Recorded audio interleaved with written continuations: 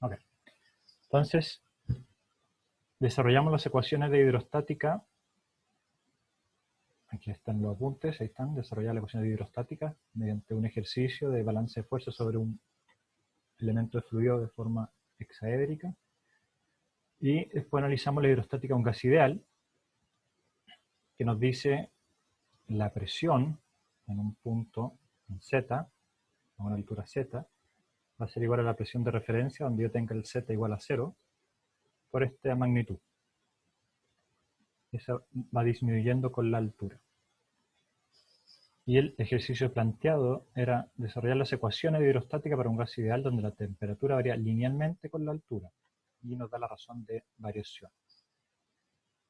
Entonces, este problema no es explícito, esta pregunta no es explícita, pero se supone que la temperatura va disminuyendo con la altura, ¿ya? Para que sea en una atmósfera, por ejemplo, realista. Podría existir el caso en el cual la temperatura va aumentando con la altura, pero es una situación inestable, o no diría inestable, mejor dicho, es una situación que no refleja normalmente nuestra atmósfera. Bueno, la solución la tienen disponible, y acá está. La vamos a conversar ahora, a ver si hay alguna duda. Entonces la ecuación de hidrostática para un gas ideal, esa es la fórmula de gas ideal. Presión es igual a densidad por R del gas por la temperatura. Así se comporta un gas ideal. Si yo cambio la temperatura, tiene que cambiar la presión. Si cambio la densidad, tiene que cambiar la presión. Hay una dependencia entre presión, densidad y temperatura. En un ambiente pequeño, en una geometría pequeña, podemos asumir que la temperatura es constante y ya vimos ese resultado. Si la distancia es mayor, podríamos asumir un modelo de atmósfera lineal, en el sentido que la temperatura depende de la posición, de la altura, y varía de esta forma. Donde T0 es un valor de referencia, generalmente la temperatura sobre el nivel del mar. Y beta es la razón de cambio, que es lo que hablamos de 0,065 grados Celsius por cada metro, o 0,65 grados Celsius por cada 100 metros. Entonces nosotros podemos tomar la ecuación que nos dice cómo varía la temperatura. Aquí la escribimos. Y ahora nos vamos a la ecuación de hidrostática. Asumimos que estamos en equilibrio, luego aceleraciones son 0. Velocidad relativa del fluido es todo 0.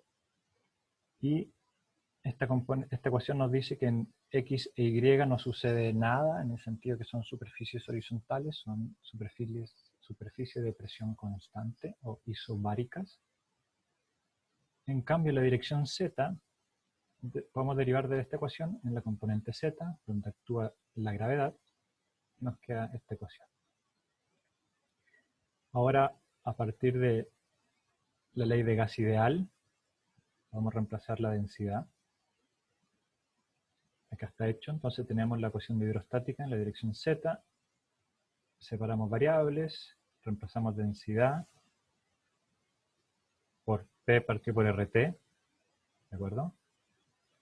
Y una vez que tenemos esa ecuación, decimos, bueno, pero la temperatura hoy día, o en este caso no es constante, sino que varía a una razón dada por T0 menos BZ. En este momento hacemos la separación de variables y dejamos a un lado todo lo que tiene que ver con presión y al otro lado todo lo que tiene que ver con Z. Integramos entre Z igual 0 y una altura Z para la presión y para la altura. Integramos a ambos lados. Ahora, ahí tenemos una ayuda a memoria de las integrales. La integral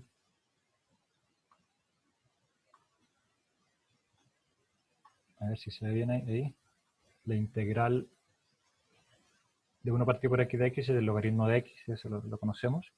Si tenemos que integrar algo un poco más extraño como este de z partido por una función de z, podemos hacer una transformación de variables y nos queda acá abajo el resultado. Entonces, usando ese ejercicio de cálculo, vamos a hacer esta integral.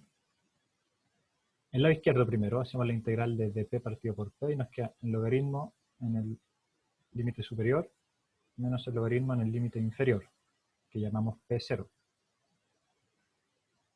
Y al otro lado nos queda la expresión, como lo habíamos desarrollado aquí a la derecha, que es menos 1 partido por la constante de variación. El logaritmo en límite superior menos el logaritmo en límite inferior. ¿Ya? Cuando z vale 0, ese término se anula y por eso nos queda solo el logaritmo de T0. El resto del ejercicio es álgebra. Acá tenemos la resta de logaritmos, es la división. Acá hacemos lo mismo. T0 actúa en esta fracción una vez que reemplaza y multiplicación pasa como exponente al logaritmo. Podemos aplicar exponencial a ambos lados y nos queda la función de variación de la presión en una atmósfera que varía linealmente con la temperatura. Por ejemplo, la presión a 5.000 metros, si evaluamos esta ecuación, nos da 54 kilopascales. Recuerden que la presión atmosférica es de 101,3 kilopascales. Prácticamente a 5.000 metros de altura estamos con la mitad de presión que existe sobre el nivel del mar. Otro valor de interés puede ser que los aviones vuelan aproximadamente, los aviones comerciales, sobre los 10.000 metros. Imagínense, podríamos evaluar la presión a la cual están viajando esos aviones y ustedes entenderán las fuerzas que tiene que soportar ese fuselaje, porque adentro hay una presión atmosférica donde están los pasajeros, puede variar un poco, de hecho molesta en los oídos, pero afuera hay una presión bastante más baja. Y esa diferencia de presión genera una fuerza neta sobre el fuselaje que tiende a expandirlo, y si no está bien diseñado ese avión se podría romper.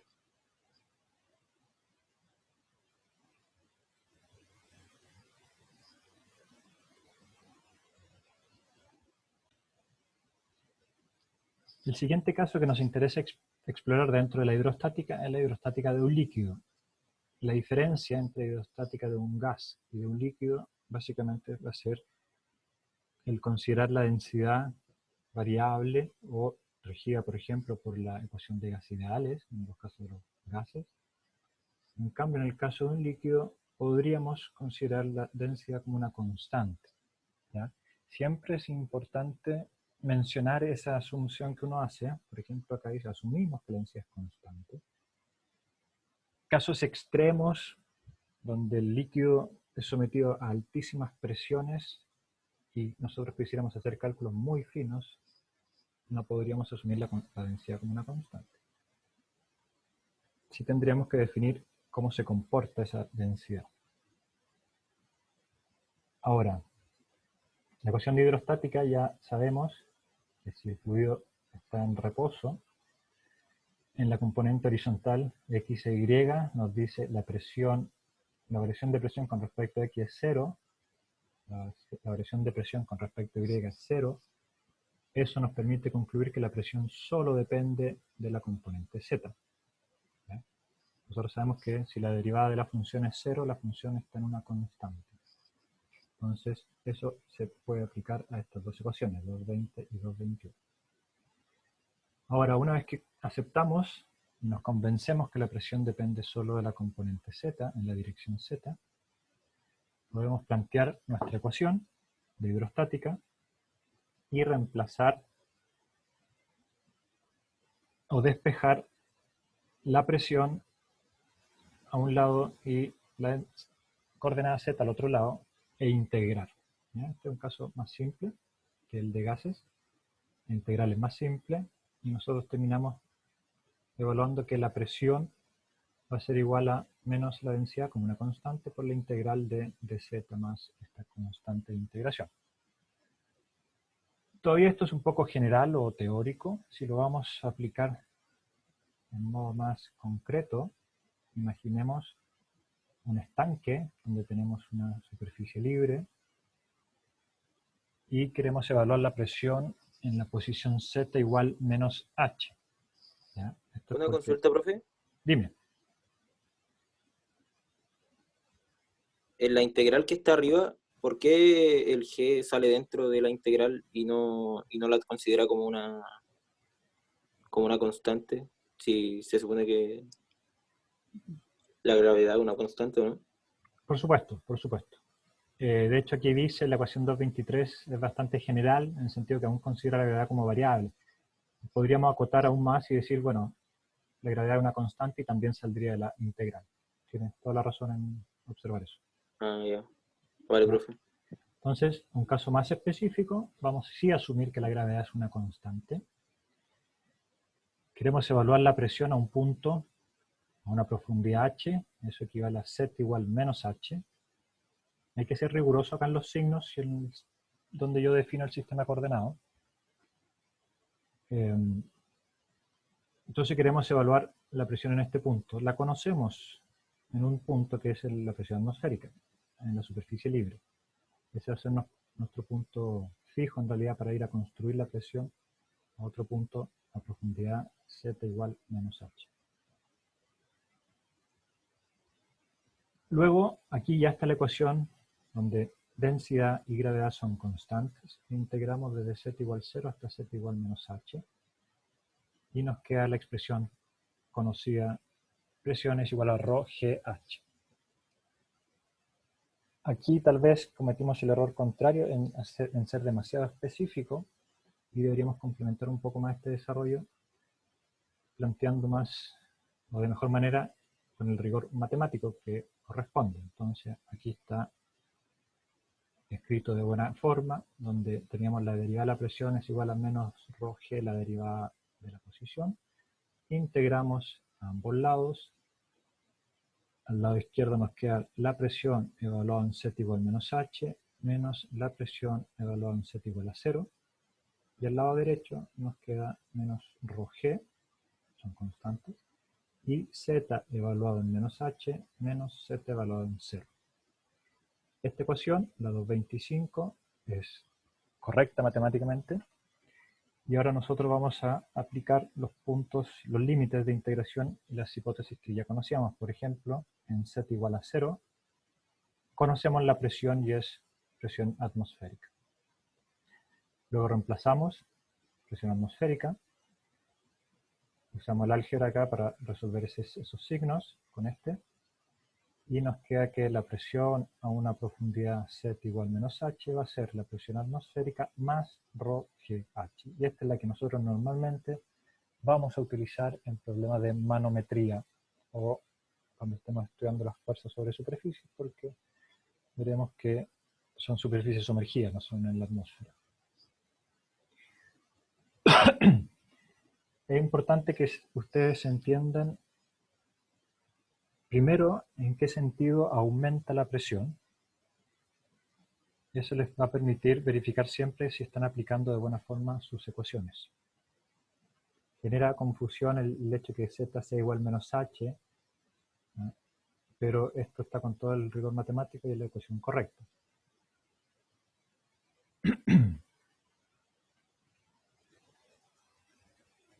Un ejercicio planteado es aplicar esta ecuación, la 2.26, pero ahora considerando el punto de referencia al fondo de la piscina, donde asumo una presión conocida P0, y evaluar la presión a 1 metro más arriba. Bueno, aquí hay un error en los apuntes.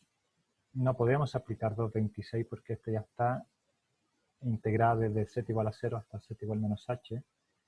Nosotros deberíamos retroceder un punto y reevaluar esos límites de integración para poder responder de correcta manera al ejercicio planteado. Entonces voy a corregir eso, tiene que ser 2.24. Bueno, ¿se entendió ese planteamiento?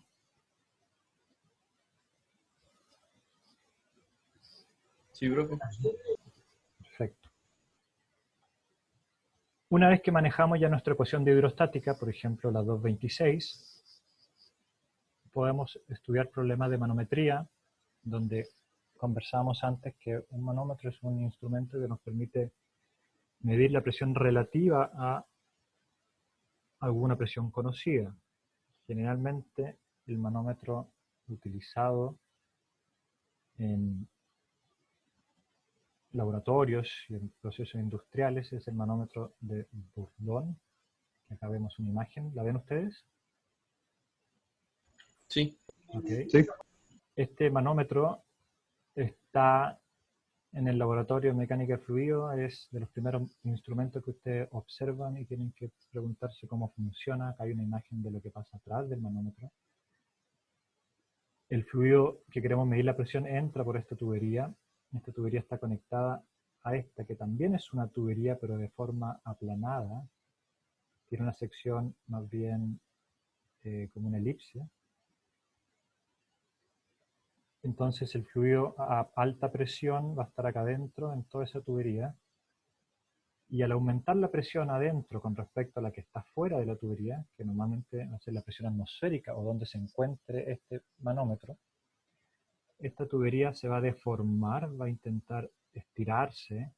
Al estirarse ese punto se va a desplazar y acá hay un mecanismo, engranajes y levas, que finalmente desplaza el dial del visor que está por el otro lado. Depende de la construcción del manómetro. Podrían haber manómetros que miden presiones positivas y otros que miden presiones negativas.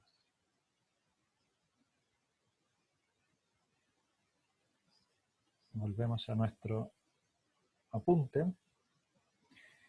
Entonces, en la manometría, otro instrumento clásico que utilizamos es un tubo capilar, es un tubo delgado, el cual se conecta por algún mecanismo a una manguera flexible o un tubo rígido, pero que permita que el fluido se mantenga de forma continua dentro de este camino, conectado a la zona donde yo quiero medir la presión.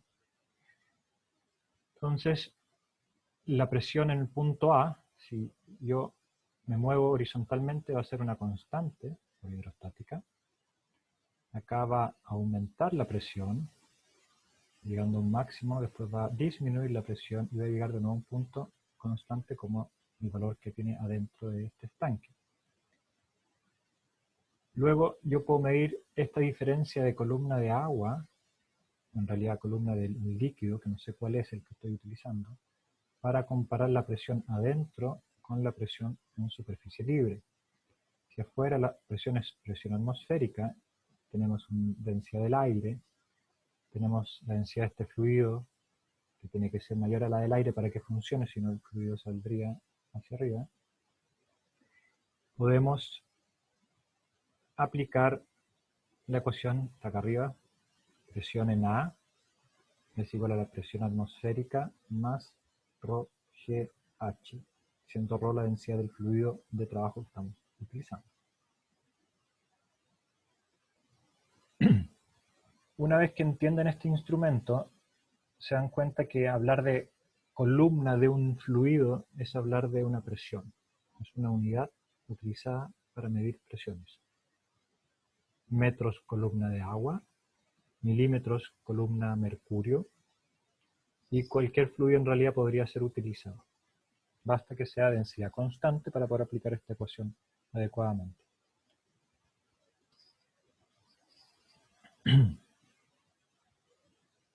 ¿Hay preguntas?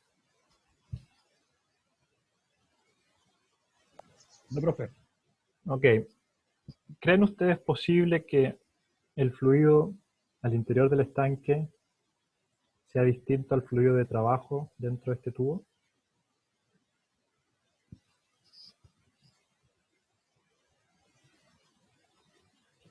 ¿Qué cosa, profe? ¿Podría yo utilizar un Profe, segundo ¿distinto fluido? a qué forma? Por ejemplo, en este ejemplo, en la figura 2.5, aparece un único fluido de densidad ρ. ¿Podríamos utilizar otro fluido para hacer este ejercicio? O sea, el estanque tiene un fluido, no sé, aire, gas, agua, cualquier cosa, pero yo en el manómetro, en este tubo, utilizo otro fluido para trabajar. Sí, sí se puede, profe. Sí se puede, ¿verdad?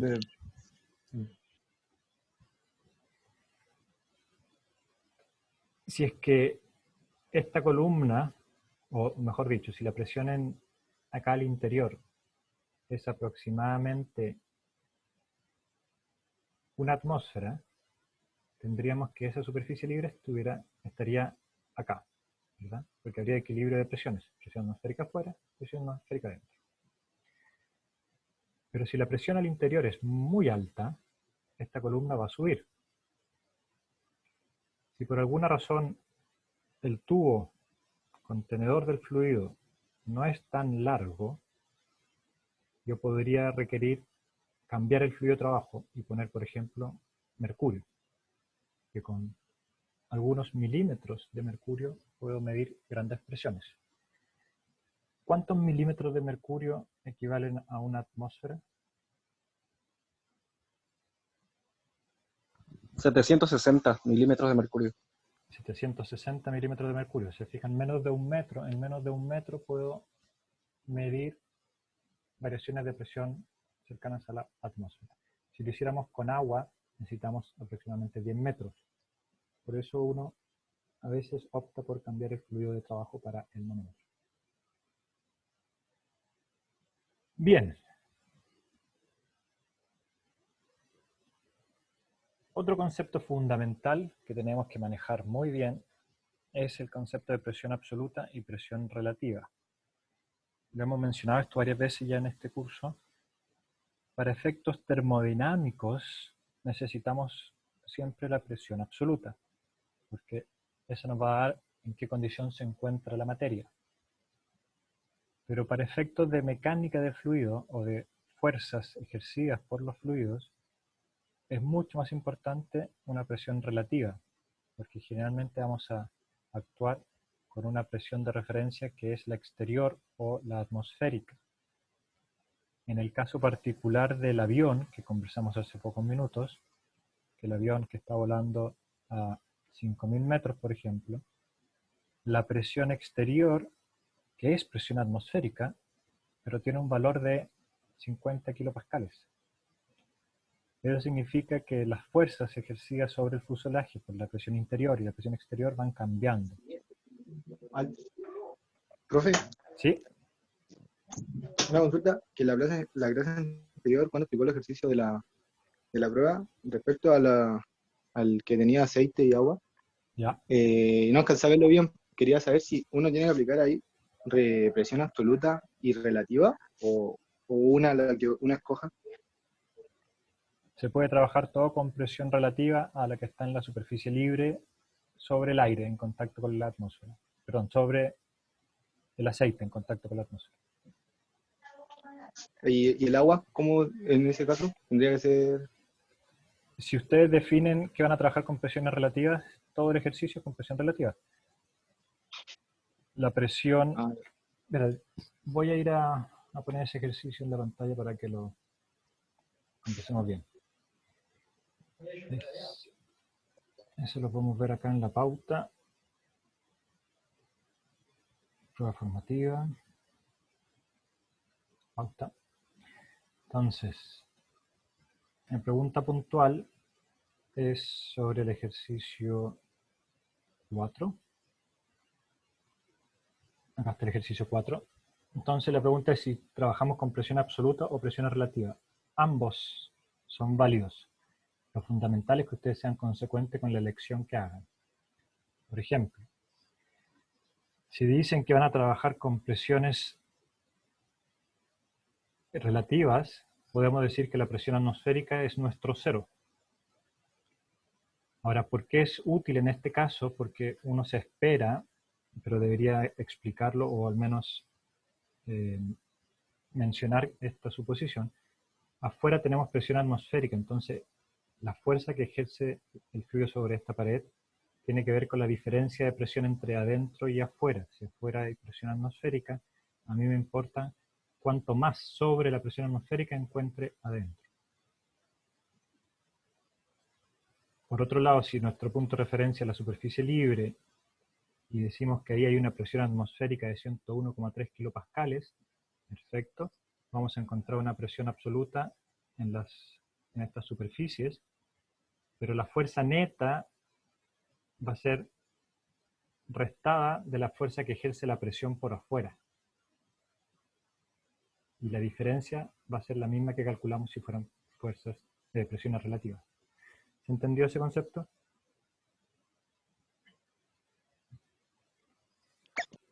Sí, sí. ¿Sí? Lo fundamental es que sean consecuentes. En esta pregunta no se exploraba tanto eso, visto que no se discute sobre la fuerza interior y la fuerza exterior. Generalmente cuando afuera también hay presión atmosférica, vamos a trabajar con presión de referencia. Porque la fuerza neta va a depender del aumento de presión, no de las presiones absolutas. Bien, ese punto es súper importante porque nos permite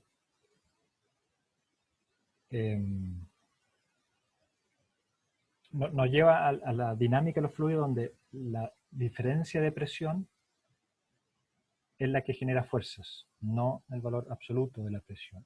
Y este ejemplo en clase siempre lo menciono con una idea, a ver si lo puedo hacer. Denme un segundo. Voy a hacer pausa en este video. Ok. Un concepto interesante de entender para darse cuenta por qué no interesa tanto la presión relativa es, imagínense ustedes que tenemos un acuario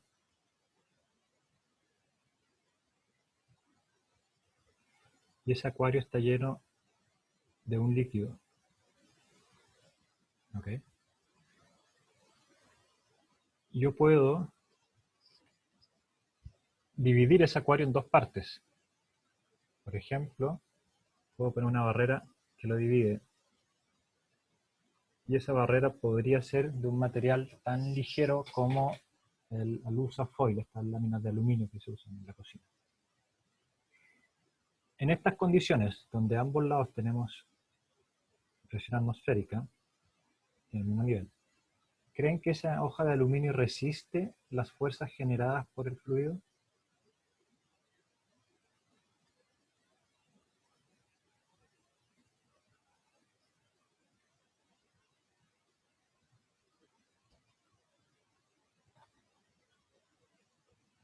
¿Alguna opinión, ingenieros? Disculpe, profe, pues, eso, repetí la pregunta. Ok, la pregunta o el desarrollo es el siguiente. Nosotros tenemos un acuario que está representado por estas paredes exteriores. Está lleno de agua. Esa es una superficie horizontal y está expuesta a la presión atmosférica. Ahora, yo divido el acuario en dos partes con una lámina de aluminio, una hoja delgada de aluminio, estas que venden para envolver alimentos o cosas así. ¿Esa hoja de aluminio es capaz de sostener estas dos columnas de agua? Sí, profe, si digamos, si están en el mismo nivel de agua, yo creo que sí, Ok. por la presión. Si es que estas columnas de agua fueran grandes, por ejemplo 10 metros, esa hoja de aluminio va a mantenerse estructuralmente en esa posición. No creo. Profe, pero la hoja de aluminio es delgada, ¿no? O sea que se va a ir doblando.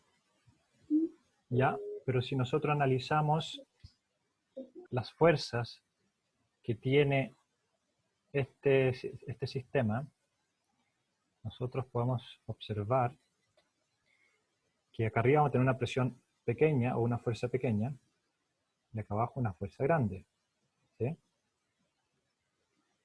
Pero por el otro lado sucede exactamente lo mismo, una fuerza pequeña y una fuerza grande, de la misma magnitud. Luego la fuerza neta va a ser cero.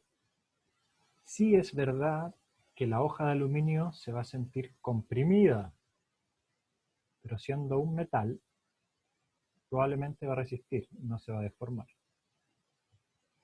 Si fuera un elemento, por ejemplo, un sándwich de vidrio con aire adentro, y ese aire no puede salir de ahí, y ese sándwich de vidrio se construye a presión atmosférica y lo introducimos acá, acá abajo podría sufrir un colapso porque las dos fuerzas exteriores están comprimiendo el aire y podrían romper el vidrio. En el caso de la hoja de aluminio, ella va a resistir perfectamente, incluso a grandes profundidades. Ahora bien, si nosotros modificamos esta configuración,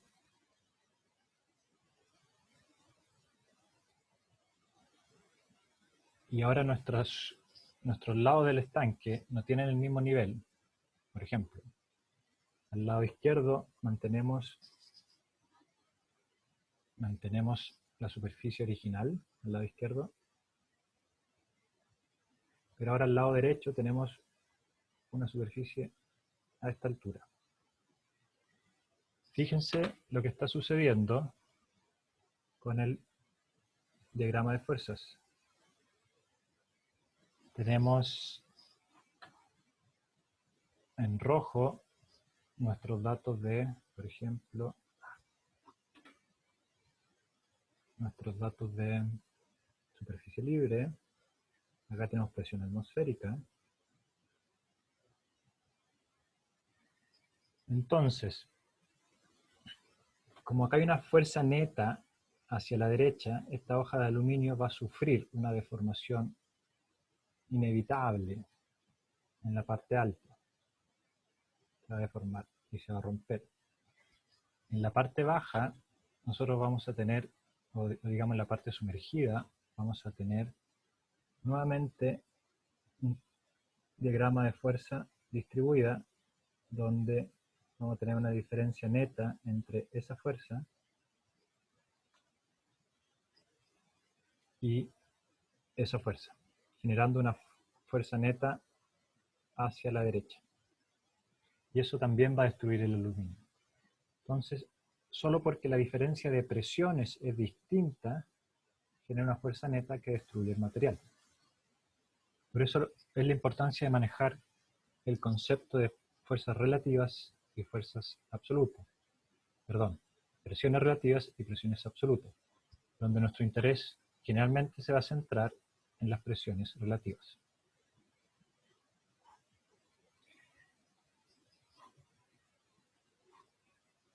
Seguimos con nuestro diagrama, o con nuestro desarrollo del concepto de presión absoluta y presión relativa, y podemos hacer un diagrama de este tipo, que nos dice una escala de presión absoluta, desde el cero absoluto, ese es el cero termodinámico, y a cierto valor, por ejemplo 101,3 kilopascales, tenemos la presión atmosférica. Entonces yo cualquier punto puedo graficarlo en este gráfico, puedo dibujarlo en este gráfico. Por ejemplo, si tengo un punto a esta presión, va a tener una medida de presión absoluta y va a tener una medida de presión relativa. La presión absoluta no cambia porque es absoluta. La presión relativa va a depender de nuestro punto de referencia, que generalmente va a ser la presión atmosférica. Para ese punto, la presión absoluta y la presión relativa son positivas. Pero puede haber otro punto en la cual la presión absoluta es positiva, como lo tiene que ser siempre, pero puede haber una presión relativa que es negativa, es subatmosférica en este caso. Luego puede ser de valor negativo, ¿ya?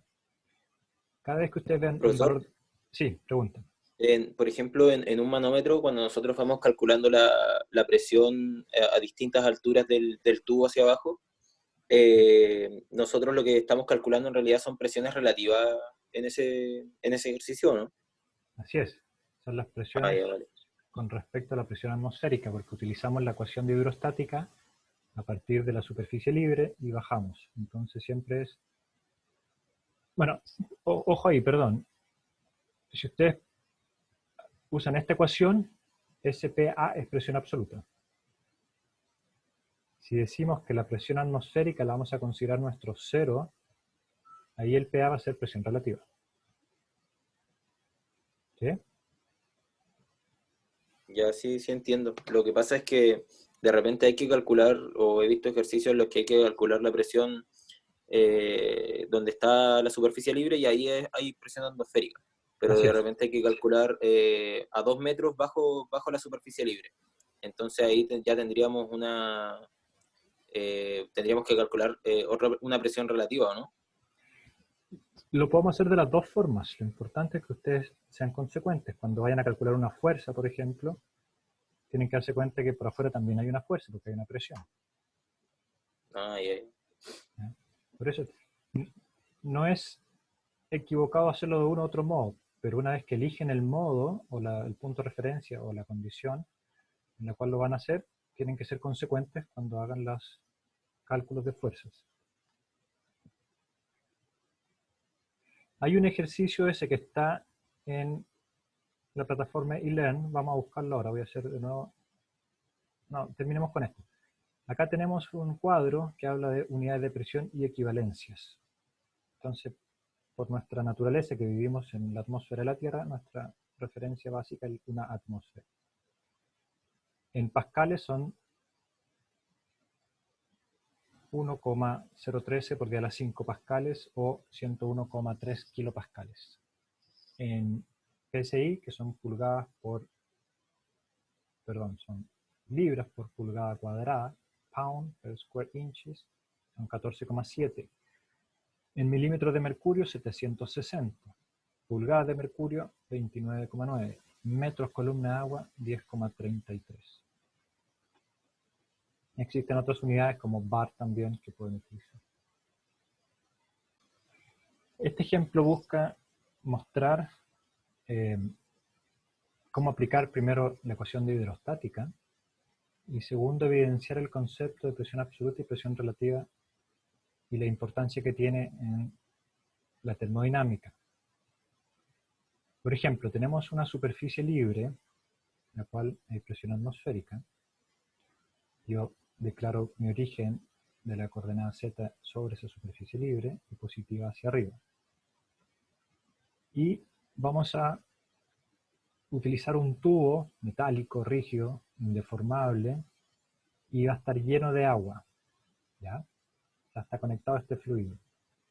Entonces, este tubo al estar completamente cerrado, podemos tener que la diferencia que la presión en el punto 1 es bastante más baja que la presión en el punto 0.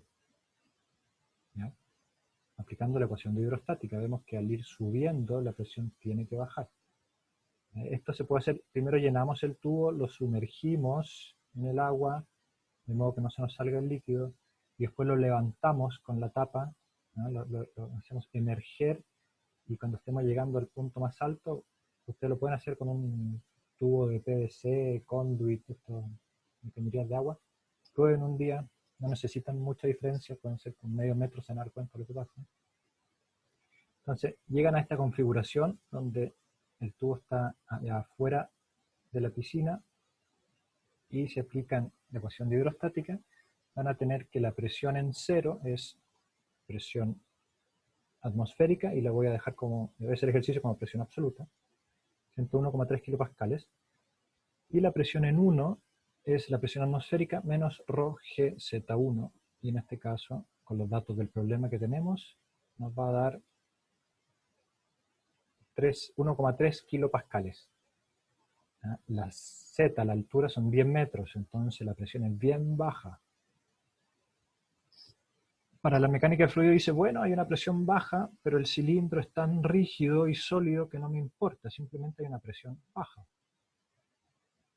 El cilindro que contiene esto es capaz de resistir la diferencia de fuerzas. Por afuera hay una presión atmosférica grande y adentro hay una presión pequeña, y eso genera una fuerza neta que tiende a colapsar este cilindro.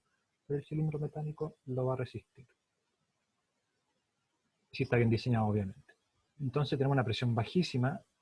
Ahora lo interesante desde la termodinámica es que a 20 grados Celsius, y esto está a temperatura ambiente, y a 1,3 kilopascales, la densidad de esa agua es bajísima, de hecho es fase gaseosa. Eso significa que no podríamos aplicar toda nuestra ecuación de hidrostática o para fluidos de densidad constante. Dime. Digamos, ¿por qué es negativo la gravedad por la densidad o el Z? Porque también es desde abajo hacia arriba. La ecuación de hidrostática tiene signos bien claros. Y en esta aplicación se está utilizando desde abajo hacia arriba, y eso nos obliga a que la presión arriba sea menor que la presión abajo. Y ahí está el signo. Ah, ya. Es importante que hagan ejercicio de abajo hacia arriba, de arriba hacia abajo, porque eso les va a dar comodidad en el uso de la ecuación de hidrostática. Siempre ha generado problemas a las personas cuando inician el estudio de la hidrostática, de este concepto del signo. Y mi recomendación es que hagan ejercicios, como está planteado en los apuntes, por ejemplo, la presión desde el fondo del estanque hacia arriba y vean cómo aplicar la ecuación. Ok. En esta condición, bajo esos datos, acá arriba ni siquiera tenemos líquido, tenemos una fase gaseosa. Si llegamos a esa conclusión, obviamente la aplicación de esta ecuación no es correcta, pero vamos a hacer eso como una primera aproximación básica que nos da indicaciones de lo que está pasando. Entonces la termodinámica nos dice que ahí arriba no hay agua, sino una fase gaseosa, un vapor.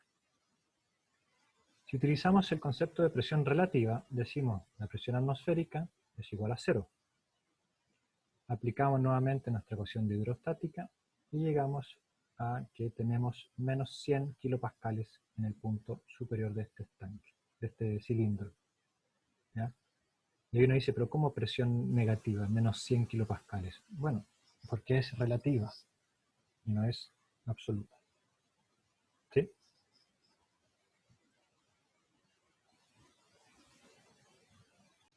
Bien. Después de la manometría, nos interesa estudiar lo que pasa con estos fluidos cuando actúan sobre superficies sumergidas. ¿Ya? Casos clásicos son las paredes de un contenedor, por ejemplo, de una piscina, o un camión aljibe, cuando yo lo lleno de agua, si ese camión está abierto a la atmósfera y yo lo construyo de, por ejemplo, fibra de vidrio, a lo mejor no resiste y debería de construirlo de metal. Esto es porque van a haber fuerzas actuando sobre estas superficies.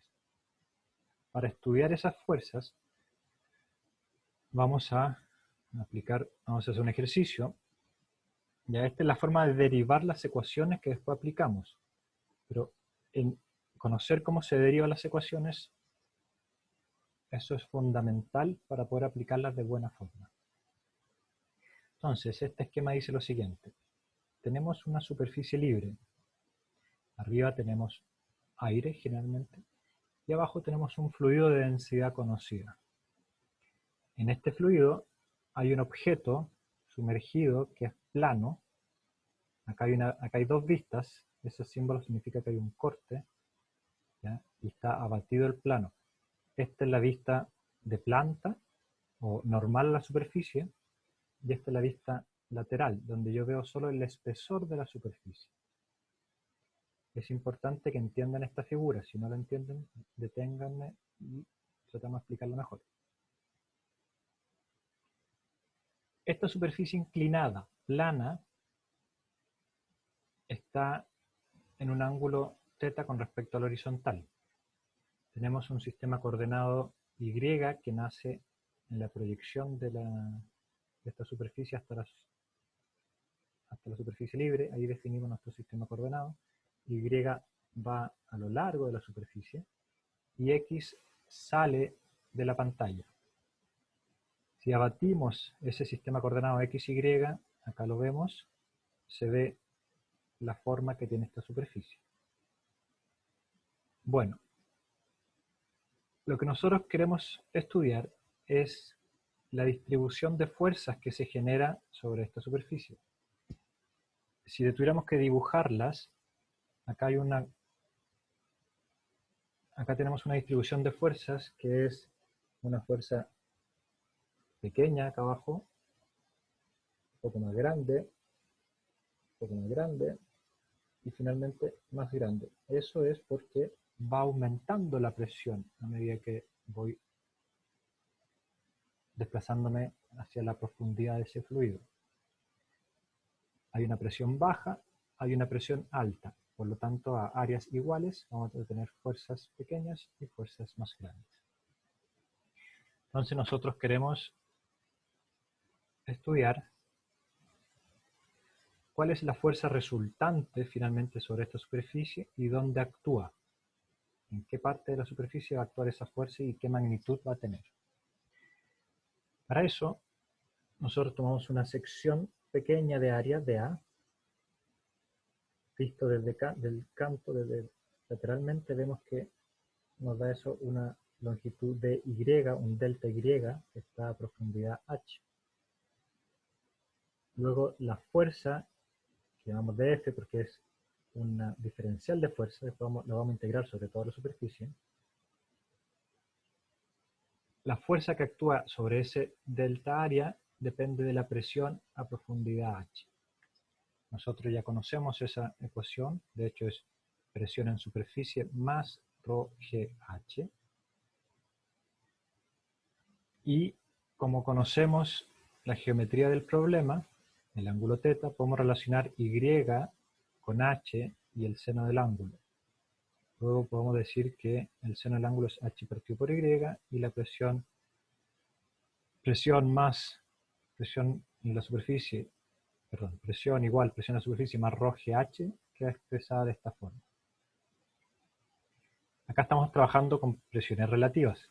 Asumimos que la presión atmosférica es 0.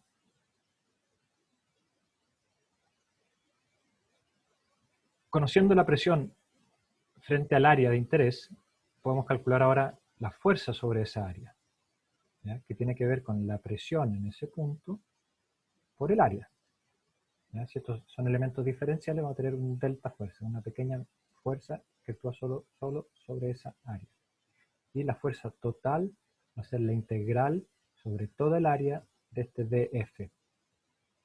Y acá nosotros podemos sacar la densidad, porque estamos hablando de un líquido, la gravedad, porque es constante, y el seno del ángulo, porque la superficie no se mueve, su inclinación no cambia, entonces eso puede salir de la integral, y nos queda la integral de Y por dA. ¿Ya?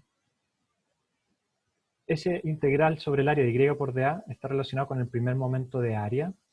Pueden ir a ver un link acá que lo explica mejor. Y ese primer momento de área nos dice la posición de un centroide es igual a la integral de I por dA dividido por el área total.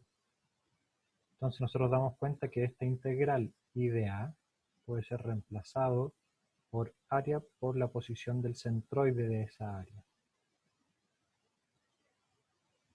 Luego nuestra ecuación F va a ser igual a ρg seno del ángulo por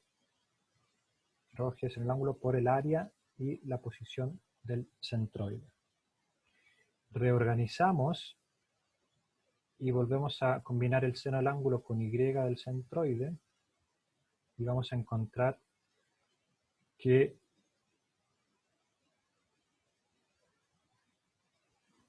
el H del centroide está relacionado con el ángulo y el Y, ¿verdad? Entonces reemplazamos ese Y del centroide y el seno del ángulo por H centroide. Una vez que tenemos ρg H del centroide, eso es presión, ρg H del centroide, eso es la presión en el centroide, y nos queda multiplicar por el área. Entonces la fuerza neta actuando sobre esa superficie es la presión evaluada a la profundidad del centroide por el área de la superficie. Profe, ¿cuándo ¿Sí? se refiere al área de la superficie, del área de la superficie completa o del centroide? O sea, es del área de la superficie completa, ¿cierto? Así es, el área que en este caso es toda esta figura. ¿Ya? Ah, Entonces, lo que uno hace en la práctica es observar la posición de la superficie sumergida, ubicar el centroide, que si la geometría es un cuadrado, por ejemplo, el centroide está en el centro del cuadrado. En ese punto, en el centroide se calcula la presión, se multiplica por el área total y nos va a dar la fuerza neta actuando por ese fluido sobre la superficie. Entonces, realmente la ecuación es bien simple, requiere un desarrollo un poco largo, usa geometría, integrales, pero al final evaluar la magnitud de esa fuerza es muy simple. La segunda pregunta es, si yo quiero reemplazar la fuerza distribuida por una fuerza puntual, ¿en qué punto actuaría esa fuerza puntual? Y eso se hace igualando los momentos que generan la fuerza distribuida y el momento que genera la fuerza puntual. Para poder hacer este reemplazo de fuerza distribuida a fuerza puntual, para que sean equivalentes, necesitamos que la magnitud de las fuerzas sean iguales y el momento que generan sean iguales. Entonces, nosotros podemos calcular el momento que genera la fuerza distribuida como la integral del momento por cada delta área. Nosotros sabemos que el momento que genera una fuerza es la distancia por la fuerza. El diferencial de fuerza lo calculamos más arriba y está acá escrito, y ese y está aumentando acá el exponente y cuadrado. Nuevamente podemos decir que la densidad, la gravedad y el ángulo de la superficie son constantes, y nos queda la integral sobre todo el área de I cuadrado de A. Luego, el momento que genera la fuerza distribuida es igual a ρ g en el ángulo por el momento de inercia de esa área, que es esto. Esa integral es el momento de inercia del área, y para todas las áreas o geometrías básicas están en tablas, y si fuera una geometría complicada habría que calcularlo utilizando la integral. Luego sabemos cuánto vale el momento que genera la fuerza distribuida. Por otro lado, bueno, antes que eso, como utilizamos el momento de inercia, muchas veces los valores que están tabulados corresponden al momento de inercia con respecto a un eje que pasa por el centroide. Pero nosotros estamos haciendo un cálculo con respecto a un eje que no pasa por el centroide. Entonces tenemos que utilizar un teorema que se llama de traslación de ejes paralelos, que está acá, y nos dice el momento de inercia con respecto a un eje arbitrario va a ser el momento de inercia con respecto a su centroide más el producto del área por la posición del centroide al cuadrado. Esta expresión la reemplazamos y nos queda cuál es el valor del momento generado por la fuerza distribuida. Por otro lado, el momento generado por la fuerza distribuida tiene que ser igual al momento generado por la fuerza puntual. Entonces, la fuerza puntual la conocemos en su magnitud, pero no conocemos su posición. Lo que hacemos acá es escribir el momento, ahí está, con todo lo que vimos anteriormente, y la fuerza resultante también tiene una expresión que se calcula, y finalmente podemos hacer álgebra y vamos a despejar IR, que es la posición de la fuerza resultante, y que normalmente va a estar a la profundidad del centroide más algo que tiene que ver con el momento de inercia, el área y la distancia del centroide. Luego esto nos dice que la posición de la fuerza resultante, acá está el esquema, siempre va a ser un poco más profundo que la posición del centroide. Si el centroide estaba en este punto, la fuerza resultante puntual actúa un poco más abajo. También hay un ejercicio de esto, por favor véanlo, donde evaluamos estas expresiones en casos extremos, cuando la superficie está apenas sumergida, donde ese extremo está en la superficie, cuando la superficie está muy profundo, y un caso intermedio. Con esta información nosotros ya tenemos todo lo necesario para calcular fuerzas sobre superficies sumergidas, y lo que nos faltaría ahora es hacer el análisis, que ya está hecho pero no está en los apuntes, sobre superficies curvas, que no lo hemos visto todavía en este apunte, pero sí lo conversamos en clase, así es que ese va a ser el tema de nuestra próxima clase, y espero ya tenerlo bien redactado en los apuntes. ¿Preguntas?